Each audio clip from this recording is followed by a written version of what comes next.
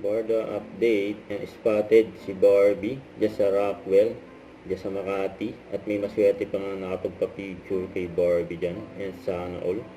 At sa IG story ni Barbie, ay napunta siya sa isang bookstore.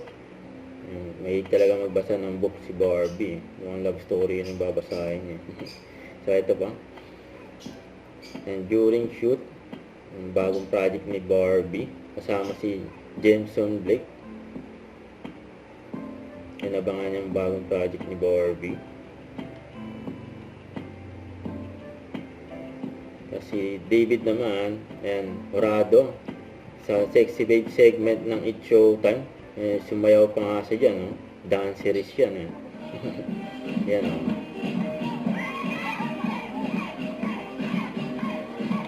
Sumayaw ni David, tuwan-tuwa yung mga audience, nagsayaw ng pambansang Ginoo. Kaya daw yung tamang dance, sabi niya kay Jason Blake.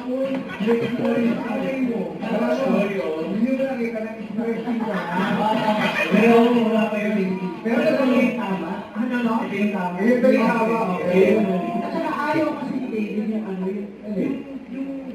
yung may sinasabayan. All energy. The creative camera version. Okay, David, sabay kami. Hindi na kami kami lang.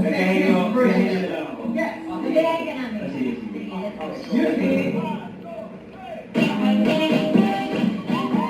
Yun. Kasi ang David, na game yan, pati yung mga audience, yung mga sabay, yun.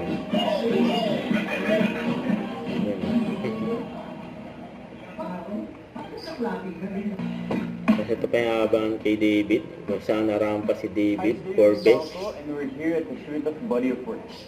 Sa March 21 yun, sa SM Mall of Asia Can I Arena. open it? Okay.